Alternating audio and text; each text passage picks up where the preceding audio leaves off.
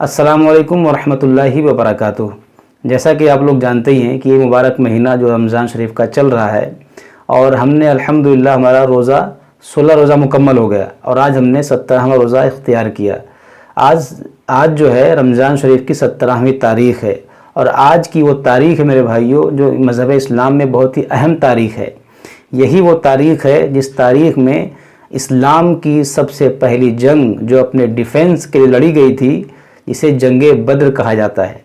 جی ہاں دوستو، سب سے پہلی جنگ جو اسلام کی ہوئی ہے وہ آج ہی کی تاریخ تھی، 17 رمضان۔ تو اسی حوالے سے آئیے ہم مفتی سلمان اظہری صاحب کا یہ بیان سنتے ہیں، جس میں آپ نے پورا یہ واقعہ اس میں بتایا ہے کہ یہ جنگ کیسے ہوئی تھی۔ تو آئیے ہم اس بیان کو سنتے ہیں۔ مدینے پر حملہ کرنے کے لیے نکل رہے ہیں۔ اصل وجہ سن لیجئے بدر کی اصل وجہ، جب وہ لوگ 1000 کی تعداد میں مکہ سے نکل چکے تھے اور میرے آقا کو یہ خبر مل گئی، مخبر نے آ کر بتایا کہ جنگ کی تیاری سے مدینے کے اوپر حملہ آور ہونے کے لیے نکلے ہیں مکہ کے لوگ۔ اب نبی پاک صلی اللہ علیہ وسلم نے صحابہ سے فرمایا کہ ان کو مدینے پہنچنے مت دینا، اگر مدینے آ گئے تو مدینے کو توڑ پھوڑ کریں گے، شہر میں داخل ہوں گے، جنگ ہوگی تو کچھ نہ کچھ گھر ٹوٹیں گے، کسی کی آبادی اجڑے گی، کچھ نہ کچھ نقصان ہوگا، لہٰذا ہم خود مدینے سے باہر نکلتے ہیں۔ نبی پاک صلی اللہ علیہ وسلم اب اس ارادے سے اپنے صحابہ سمیت باہر نکلے۔ اس میں تعداد مختلف روایات کے مطابق 313، 314، 315، 319 اور ایک میں 360 اصحاب بدر کی تعداد پہ الگ الگ روایات ہیں۔ 313 صحابہ کی روایت بہت سارے محدثین نے روایت کی ہے، اور 360 کی بھی روایت ہے، 360 لوگ بھی تھے۔ بہرحال وہ اس طور پر کہ بچے دوسرے لوگ سب ملا کر کے کسی نے شمار کیا، اور کسی نے صرف خالص جنگ کرنے والوں کو شمار کیا۔ اس میں سارے بڑے بڑے اجلہ صحابہ ہیں، سیدنا ابو بکر صدیق، سیدنا عمر فاروق، سیدنا حیدر کرار، علی مرتضیٰ رضی اللہ تعالیٰ عنہ، دیگر اصحاب۔ ہاں، حضرت عثمان غنی رضی اللہ تعالیٰ عنہ اس میں شامل نہیں تھے۔ اس کی وجہ یہ تھی کہ حضور صلی اللہ علیہ وسلم کی بیٹی حضرت رقیہ بیمار تھیں، مدینے میں تھی۔ نبی پاک صلی اللہ تعالیٰ علیہ وسلم نے حضرت عثمان سے کہا کہ تم اپنی اہلیہ میری بیٹی کی تیمارداری میں رہو، تمہیں بدر میں شریک ہونے کا برابر ثواب دیا جائے گا۔ حضرت عثمان غنی مدینے میں تھے، اسی وجہ سے آج بھی اصحاب بدر کے ناموں کی جب تلاوت ہوتی ہے نا تو حضرت عثمان کا نام بھی اس میں آتا ہے۔ وہ اگرچہ جنگ میں گئے نہیں تھے لیکن اسماء بدر میں ان کا نام شامل ہے۔ آپ پڑھ کر کے دیکھنا یا سننا تو حضرت عثمان غنی کا بھی نام ہے، کیونکہ مال غنیمت جب تقسیم ہو رہا تھا تو حضور نے حضرت عثمان کو بھی اس میں سے حصہ دیا تھا۔ خیر، جب نبی پاک صلی اللہ تعالیٰ علیہ وسلم یہ صحابہ کو لے کر نکلے، اب مدینے سے 160 کلومیٹر مکہ کی طرف کا یہ راستہ ہے بدر۔ بدر ایک علاقے کا نام ہے، وہاں ایک کنواں تھا جس کا نام بدر تھا، جس کی وجہ سے اس علاقے کا نام بدر پڑا۔ اب حالات دیکھیں کیسے آزمائش کے بڑھتے گئے۔ میں مختصراً انداز میں آپ کے سامنے رکھوں گا۔ یہ جنگ کا پس منظر تھا، حضور لڑنے کے لیے گئے نہیں تھے بلکہ ڈیفینس کے لیے، کہ مکہ والے نکل چکے تھے۔ اب مکہ والے آ کر جس جگہ پڑاؤ کیے وہ بھی بدر تھا، وہاں کنواں تھا، پانی تھا، اس کے لیے وہاں پر ان لوگوں نے بھی قیام کیا۔ میرے آقا صلی اللہ علیہ وسلم نے بھی اپنا لشکر انداز کر دیا، صحابہ وہاں پر اتر پڑے، سب کے خیمے لگ گئے، اور کنویں کے پانی پر بھی قبضہ ہوا۔ اس کے بعد دیکھا صحابہ کے دل گھبرائے ہوئے تھے، کیونکہ حضور صلی اللہ علیہ وسلم اور صحابہ کو جو زمین ملی تھی وہ ریتیلی زمین تھی، بالو کی زمین، پاؤں دھس جایا کرتے تھے، اور کفار مکہ جہاں پر اترے تھے وہ تو سخت سپاٹ فلیٹ زمین تھی، مٹی کی زمین تھی، اور اس میں گھوڑے اچھی طرح دوڑتے تھے۔ یہ ریتیلی زمین پر گھوڑوں کے پیر بھی گھس جاتے اور انسانوں کے بھی۔ اچھا، یہ بات بھی میں بتا دوں، کل تعداد صحابہ اکرام رضوان اللہ تعالیٰ علیہ مجمعین کے ساتھ 313 صحابہ میں صرف 4 گھوڑے تھے۔ اللہ، 4 گھوڑے، یہ 4 گھوڑوں پر بیٹھ کر کے گئے ہیں۔ کون سوار ہوا ہوگا، کون پیدل چلا ہوگا؟ اور اونٹوں کی کچھ تعداد، اس کے علاوہ تلوار سب کے پاس نہیں، اور جس کے پاس ہے ان کی سبزیاں بھی کٹتی نہیں۔ ان حالات میں تو وہ گئے تھے۔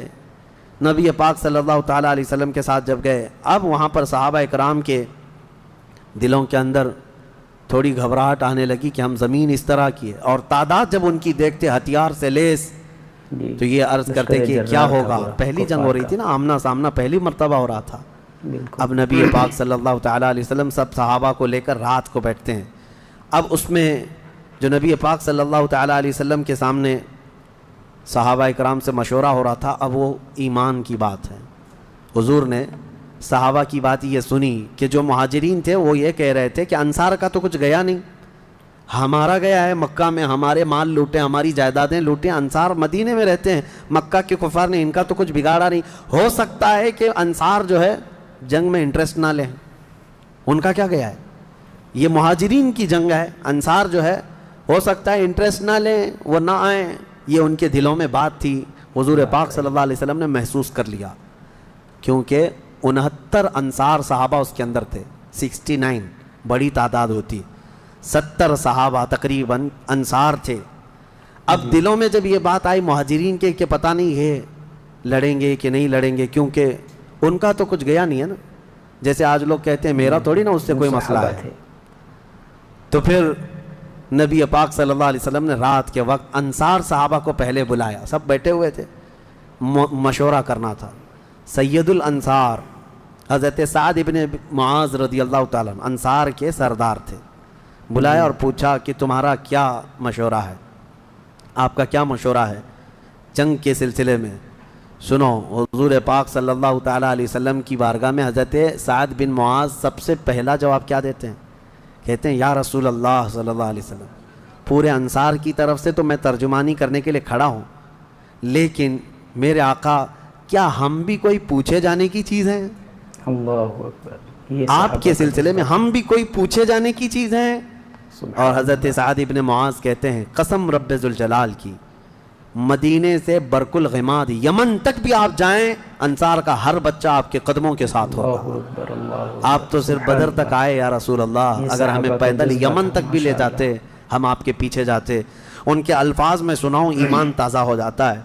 हज़रत साद इब्न मुआज़ रज़ियल्लाहु ताला अन्हु फरमाते हैं या रसूल अल्लाह सल्लल्लाहु अलैहि वसल्लम, आज मैं सारे अंसार सहाबा की तरफ से तर्जुमानी करते हुए, जिसको कहते हैं रिप्रेजेंटेटिव, मैं खड़ा हूँ, अर्ज़ करता हूँ मेरे आका, अगर किसी के जहन में ये बात है तो वो निकाल दे कि हम सिर्फ अपने वतन में रसूलुल्लाह की मदद करते हैं, बल्कि अल्लाह के नबी सल्लल्लाहु ताला अलैहि वसल्लम जिस कोने में जाएंगे अंसार को वहाँ हुजूर पाएंगे। अब हुजूर की बारगाह में अर्ज़ करते हैं आका आपको कुल इख्तियार है, आपको कुल इख्तियार है। अब सुनो हज़रत साद इब्न मुआज़ के ये बद्र के मैदान से एक दिन पहले के अल्फाज हैं, एक दिन पहले के अल्फाज हैं, या रसूल अल्लाह सल्लल्लाहु अलैहि वसल्लम आपको कुल इख्तियार है, जिसका रिश्ता मिलाना है मिला दीजिए आप, और जिसको तोड़ना है आज ही आप फरमा दें, हम हमेशा आखिरी सांस तक के लिए तोड़ देंगे। अगर आप फरमा दें कि इसकी बीवी इसके लिए हलाल नहीं, इसका बेटा नहीं, या रसूल अल्लाह आखिरी सांस तक हम उससे रिश्ता तोड़ देंगे। ये बद्र में जाने से पहले हज़रत साद इब्न मुआज़ कहते हैं जिसका रिश्ता आप मिलाना चाहें मेरे आका मिला दें, और जिसका ख़त्म करना चाहते हैं तोड़ दें, और जिसको मौजूदा हालात में रखना चाहते हैं मेरे आका पसंद फरमा लें, और हमारे माल आपके लिए हाजिर हैं या रसूल अल्लाह, और हमारे जिस कदर मंशा हो कबूल फरमाएं। हाँ, हज़रत साद इब्न मुआज़ कहते हैं हमारे पास जो कुछ भी है या रसूल अल्लाह, ये हमारा माल हाजिर है। अब ये देखो अदब के अल्फाज, हाजिर है या रसूल अल्लाह, जितना आपको चाहिए हमारा पूरा माल कबूल कर लें, और जितना चाहे छोड़ दें, और कसम रब्बे ज़ुल जलाल की जो आपने छोड़ दिया वो दुनिया की सबसे बुरी चीज़ है हमारे लिए, जो आपने कबूल किया वो हमारे लिए सबसे उम्दा चीज़ है। ये बद्र के मैदान में हज़रत साद इब्न मुआज़ रज़ियल्लाहु ताला अन्हु की तकरीर चल रही है, और उसके बाद हुज़ूर पाक सल्लल्लाहु ताला अलैहि वसल्लम की बारगाह में ये कहते हैं या रसूल अल्लाह कसम उस रब्बे ज़ुल जलाल की जिसने आपको सच्ची नबूवत के साथ भेजा, अल्लाह की कसम अगर आप हमें हुक्म दें समंदर को चीर कर निकल जाना है, रब्बे ज़ुल जलाल की कसम या रसूल अल्लाह अंसार का हर बच्चा समंदर में कूद पड़ेगा। ये बद्र से पहले की तकरीर। अब इनकी तकरीर सुनकर हुजूर बड़े खुश हुए। मेरे आका सल्लल्लाहु ताला अलैहि वसल्लम नहायत ही खुशी का इजहार फरमाते हैं, और उसके बाद फिर हज़रत मिक़दाद बिन असवद एक सहाबी हैं, खड़े होते हैं, पूछा या रसूल अल्लाह सल्लल्लाहु अलैहि वसल्लम आप सहाबा से मशवरा ले रहे हैं किस बात का? कहा जंग होना चाहिए नहीं होना चाहिए? हज़रत मिक़दाद बिन असवद कहते हैं या रसूल अल्लाह हम बनी इसराइल नहीं हैं जिन्होंने मूसा अलैहिस्सलाम से कहा था ऐ मूसा आप और आपका खुदा जाइए कौम जब्बारीन से लड़िए, हम यहाँ बैठ के देखेंगे। नहीं या रसूल अल्लाह हम उम्मत मुहम्मदिया हैं, जहाँ मेरे आका का पसीना गिरेगा हम सब का खून का कतरा वहाँ गिरेगा। जब तक हमारे जिस्म में आखिरी कतरा भी खून का बाकी है हम में से कोई पलटने का तसव्वुर भी नहीं करता। یہ رسول پاک صلی اللہ علیہ وسلم کے چہیتے صحابہ کی تقریریں تھیں. سبحان اللہ. سب کے جذبے جوان تھے, بات ہے. کوئی لوٹنا نہیں چاہتا, کوئی پلٹنا نہیں چاہتا. اب صحابہ کو باہر کر کے حضور خیمے میں چلے گئے. اب سنو, حضور پاک صلی اللہ تعالیٰ علیہ وسلم جیسے ہی خیمے میں گئے, جہاں آج مسجد عریش بنی ہے, اس کو عریش کہا جاتا حضور کے خیمے کو. حضور سجدے میں گر گئے. سجدے میں گرنے کے بعد نبی پاک صلی اللہ تعالیٰ علیہ وسلم اتنا گریہ وزاری کر رہے تھے, اتنا رو رہے تھے سجدے میں حضور پاک صلی اللہ علیہ وسلم. اور جو صحابی ان کی خدمت میں کھڑے تھے وہ کہتے ہیں نبی پاک صلی اللہ تعالیٰ علیہ وسلم کی الفاظ میں سن رہا تھا, ابتحالات کو عرض یوں کر رہے تھے, اے اللہ ایک چھوٹی سی فوج, ایک چھوٹی سی جماعت تیرے دین کی نصرت کے لیے میدان میں اتری ہے. اے اللہ اگر اس جماعت کی تو کل مدد نہ کرے گا تو قیامت تک اس روئے زمین پر کوئی سجدہ کرنے والا نہیں آئے گا. اے اللہ قیامت تک کوئی تیری عبادت نہیں کر سکے گا. یہ محبوبانہ انداز ہے میرے آقا کا, یہ کوئی دھمکی نہیں اللہ کو. رب تعالیٰ کی بارگاہ میں گڑ گڑانا کہ مولا اگر ان کی مدد نہیں کرے گا تو پھر کون تیری عبادت کرے گا. اور اس کے بعد اچانک حضور صلی اللہ علیہ وسلم اٹھے سجدے سے, پیشانی چمک رہی تھی اور حضور مسکرا رہے تھے. دو صحابہ کھڑے تھے, کہا یا رسول اللہ صلی اللہ علیہ وسلم آپ اتنی گریہ وزاری کرتے کرتے بھی مسکرانے لگے. کہا میرے رب نے میری ڈھارس بندھا دی, مبارک ہو, بشارت ہو, میں نے ابھی ابھی جبرائیل کو جنگی لباس پہن کر اترتے دیکھا ہے. جبرائیل امین آ گئے ہیں. وہ صحابہ دوڑے دوڑے گئے, باہر جا کر کہے مبارک ہو اللہ کے نبی کو مدد آ گئی ہے. ابھی رات کا حصہ گزرا نہیں تھا کہ بارش برسنے لگ گئی. میرے آقا نے فرمایا میرے صحابہ اللہ کی دوسری مدد آ گئی. صحابہ نے پوچھا یہ کیسے؟ کہا جاؤ میدان میں دیکھو, ریت کی زمین پر بارش ہوئی تھی تو ریت پوری جمع ہو گئی, مضبوط ہو گئی, اور کافروں کی زمین پر بارش برسی تو کیچڑ ہو گیا, ان کے پیر پھسلنے لگ گئے, ان کے گھوڑے بدکنے لگ گئے, اور صحابہ کے پیر ریت میں بالکل مضبوط جم کر رہ گئے. حضور نے فرمایا بارش بھی اللہ نے تمہاری مدد کے لیے نازل فرمائی. صبح اٹھتے ہیں, صبح ہوتی حضور اکرم نہیں رات کے وقت ہی, ابھی رات کا وقت ہے. صحابہ کے دل کی تسلی کے لیے میرے آقا اپنے ہاتھ میں ایک چھڑی لے کر جاتے ہیں میدان میں. صحابہ پیچھے پیچھے ہیں, لکیر کھینچا, حضور نے فرمایا کل یہاں ابو جہل گر کے مرے گا. دوسری لکیر کھینچا اور کہا یہاں عتبہ مرے گا. تیسری لکیر کھینچ کر کہا یہاں شیبہ مرے گا. یہ بڑے بڑے پہلوانوں کے نام حضور گنا رہے تھے. صحابہ دل ہی دل میں خوش ہو رہے تھے, ان کا یقین کامل اتنا تھا نبی نے جو فرما دیا وہ ہو کر رہے گا. رات کے وقت ہی صحابہ کو یہ معلوم تھا ان کفار کے کتنے وکٹ گرنے والے ہیں, کتنے پہلوان زمین بوس ہونے والے ہیں, کتنے موت کی گھاٹ پہنچنے والے ہیں. صحابہ کو یہ معلوم ہو گیا تھا اور دل چوڑے تھے, سینے کشادہ تھے. صبح ہوتی ہے, نبی پاک صلی اللہ تعالیٰ علیہ وسلم ابھی اپنے خیمے میں تھے, عریش میں, میدان بدر کے خیمے میں تھے. ایک صحابی دوڑتے ہوئے آتے ہیں, آ کر کے بارگاہ مصطفیٰ میں عرض کرتے ہیں یا رسول اللہ صلی اللہ علیہ وسلم ہماری تعداد بڑھ گئی, ہماری تعداد بڑھ گئی. حضور پاک صلی اللہ علیہ وسلم سے وہ کہہ رہے ہیں پہلے کافروں کی تعداد اتنی زیادہ تھی, 1000 کی تعداد. صحابہ دیکھتے گھبرا جاتے, اور اس پر وہ کمینے کیا کر رہے تھے, رات بھر ناچ رہے تھے, گانے گا رہے تھے, کباب بھون رہے تھے اور نعرے لگا رہے تھے جیت ہماری, جیت ہماری, جیت ہماری, جیت ہماری.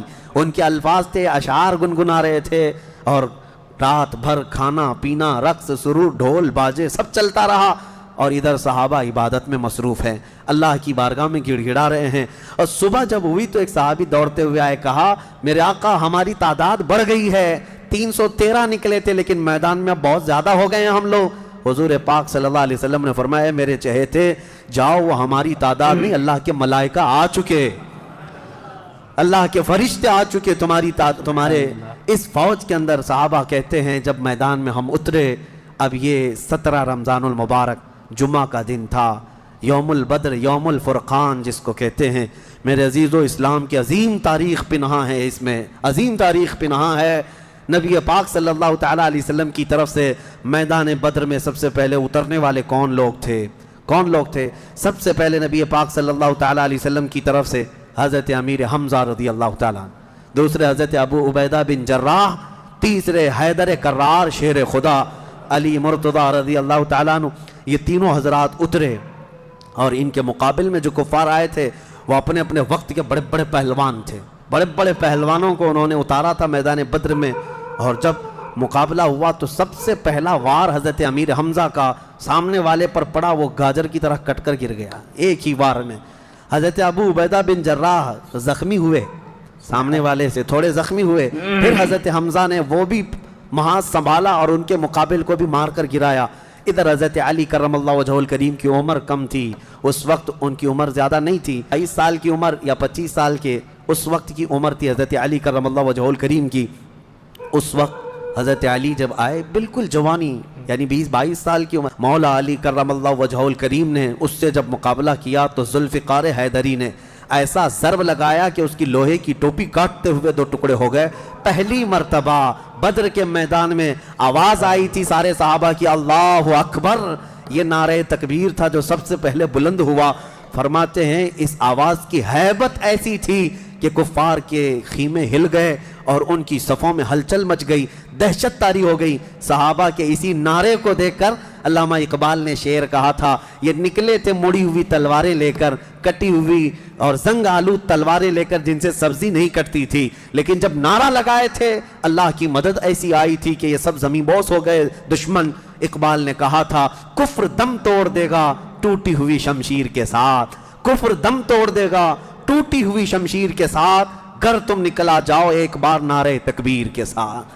یہ انہی صحابہ کا نعرہ تھا جب انہوں نے پہلی مرتبہ بلند کیا۔ یہ لڑائی چلتی رہی شام تک، شام ہونے نہ پائی، دوپہر تک اس لڑائی کو پہلے ایک کے بعد دیگرے، اس کے بعد پھر گھماسان کی لڑائی ہوئی۔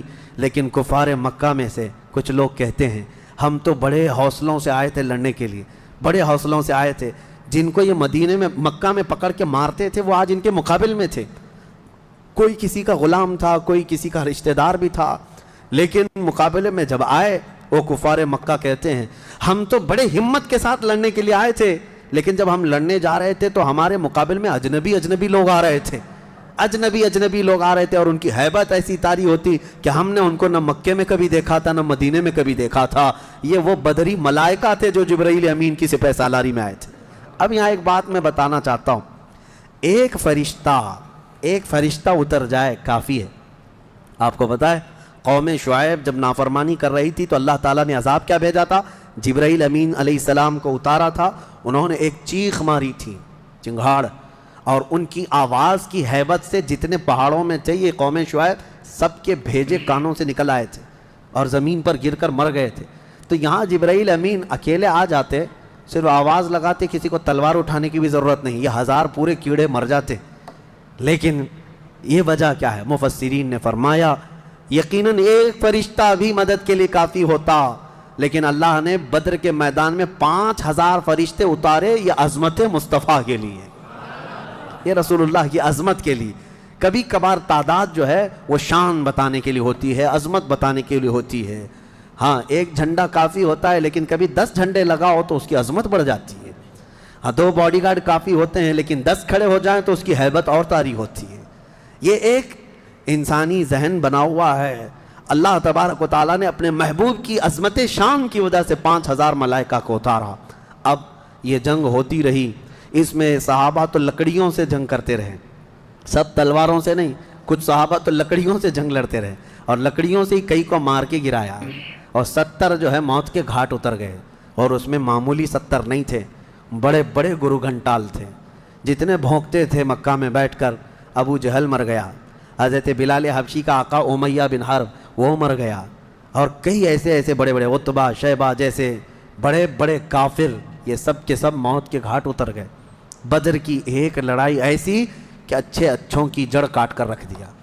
اب یہاں پر حضور پاک صلی اللہ تعالیٰ علیہ وسلم کا رحم بھی دیکھیں، حضور ملاحظہ فرما رہے تھے جب امیہ گر کر زخمی ہوا تھا، حضور نے جو صحابی لڑ رہے تھے کہا کہ روک دو اس کو۔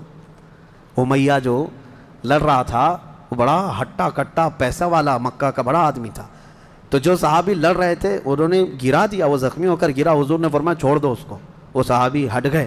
حضور نے فرمایا بلال حبشی کو بلاؤ۔ بلال کہاں ہے؟ بلال آئے، کہا اے بلال آؤ، جتنا اس نے تڑپایا تھا خوب آج تم بدلا لو اس کے ساتھ، کیونکہ یہی وہ تھا جو حضرت بلال کو ایک ڈرم میں ڈال کر دن بھر رکھتا تھا، لوہے کی ایک ٹاکی بنا کر اس میں ڈال کر اوپر سے ڈھکن ڈال کر گرم دھوپ میں ان کو ایسی رکھ دیتا تھا، بغیر کھانا پانی دیے شام تک ان کو کھولا جاتا تو ان کا جسم پورا اجمرا ہو جاتا تھا. ان کی پیٹھ ایسی گل گئی تھی انگاروں میں سلانے کی وجہ سے کہ ریڑھ کی ہڈی دکھتی تھی. یہ حضرت بلال کے ساتھ کیا تھا. حضرت بلال حبشی نے مار کر اس کو ختم کیا.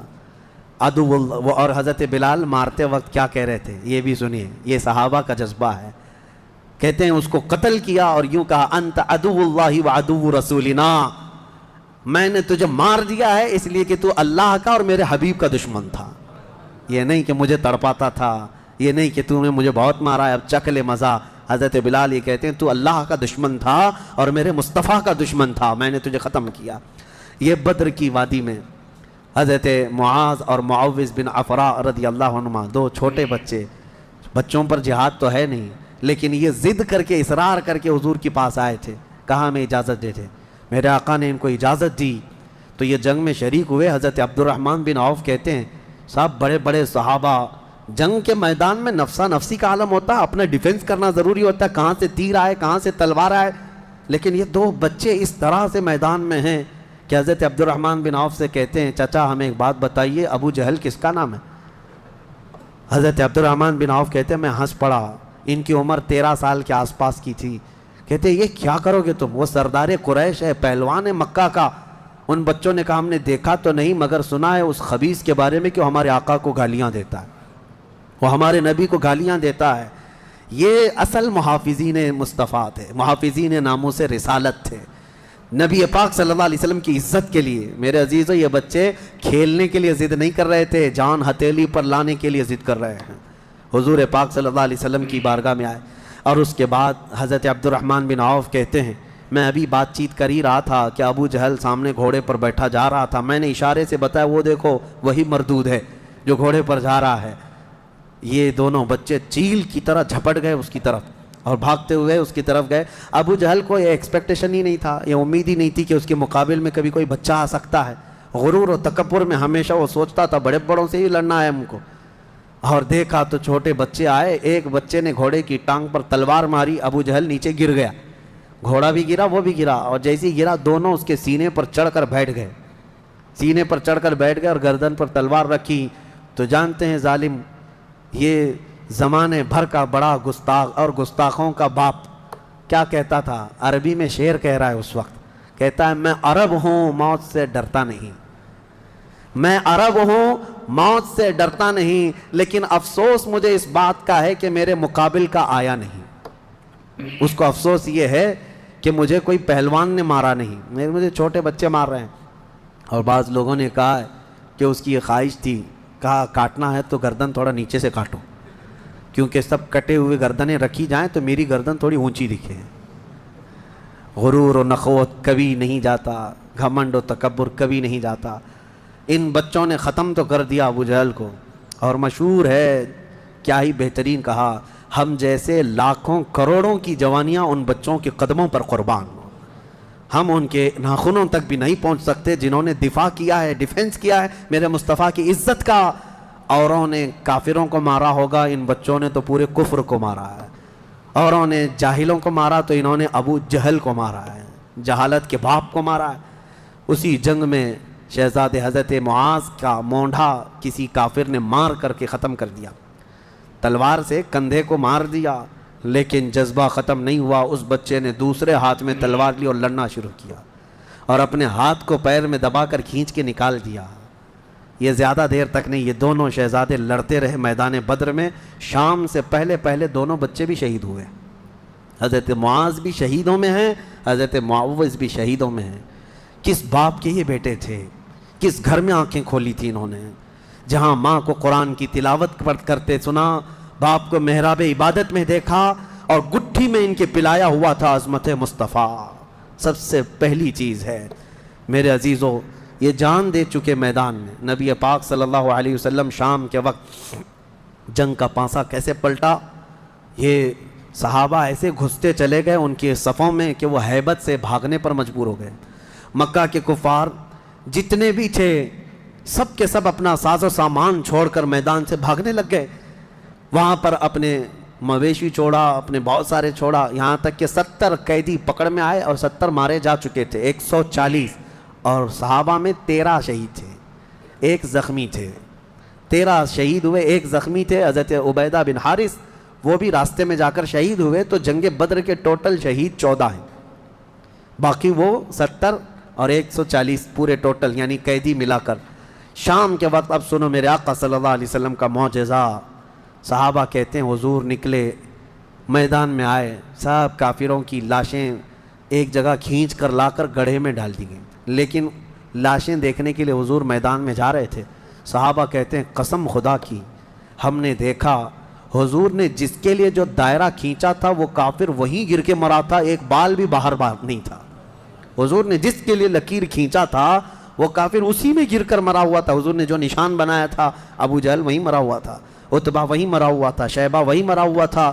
آج کے منافقین کے لیے بھی یہ درس ہے، یہ دیکھیں جنگ بدر کی تاریخ کو، نبی پاک صلی اللہ علیہ وسلم ایک دن پہلے یہ بتا رہے ہیں کہ کون کہاں مرے گا، اور یہ ابھی تک اس بحث میں ہے کہ پیٹھ پیچھے کا علم نہیں، دیوار پیچھے کا علم نہیں، یا اپنے جیسا نبی کو بھی قیاس کرتے ہیں۔ اللہ ہدایت عطا فرمائے۔ اب شام کے وقت سارے وہ لاشوں کو لا کر ایک گڑھے میں جمع کر دیا، اور جو مسلمان صحابہ تھے ان کی لاشیں جمع کی گئیں اور ان کو عزت کے ساتھ احترام کے ساتھ اسی بدر کے میدان کے قریب دفن کر دیا گیا۔ اور کافروں کی لاشوں کے پاس کھڑے ہو کر حضور نے پھر ایک خطبہ دیا، خطبہ دے رہے تھے، اور اس میں حضور صلی اللہ علیہ وسلم یہ فرما رہے تھے، اے لوگو، ہمارے رب نے جو ہم سے وعدہ کیا تھا وہ پورا کر دکھایا اللہ نے، بتاؤ تمہارا خدا جو تم سے کوئی وعدہ کیا تھا کیا تم کو بھی پورا کر دیا؟ کیا تم نے موت کے بعد وہ چیز پا لی جس کے لیے تم لڑتے تھے؟ صحابہ پوچھنے لگے یا رسول اللہ صلی اللہ علیہ وسلم آپ ہی کس کو سنا رہے ہیں؟ یہ مرے ہوئے کفار کو۔ حضور نے فرمایا یہ تم سے بھی زیادہ سنتے ہیں، مرنے کے بعد وہ تم سے بھی زیادہ سنتے ہیں۔ اسی لیے حضور پاک صلی اللہ علیہ وسلم نے فرمایا کہ مردہ لوگوں کی باتیں تو چھوڑیں، چلنے والوں کے پیر کے چپل کے نیچے جو آواز آتی ہے وہ بھی مردہ سنتا ہے، اس کے کان بڑھ جاتے ہیں۔ اب مجھے بتاؤ میرے عزیزو، بدر میں مارے گئے ہوئے غلیظ قسم کے کافر جب باتیں سن سکتے ہیں تو اللہ کے اولیاء اپنی قبروں میں کیوں نہیں سنتے؟ انبیاء کرام اور اولیاء کرام اپنی قبروں میں نہیں سنتے؟ ہم جاتے ہیں اور اسی یقین کے ساتھ جاتے ہیں کہ وہ قبروں میں ہماری باتوں کو سنتے بھی ہیں، اور اللہ نے ان کو تصرف اور اختیار دیا ہو تو ہمارے حق میں اللہ کی بارگاہ میں سفارش بھی کرتے ہیں۔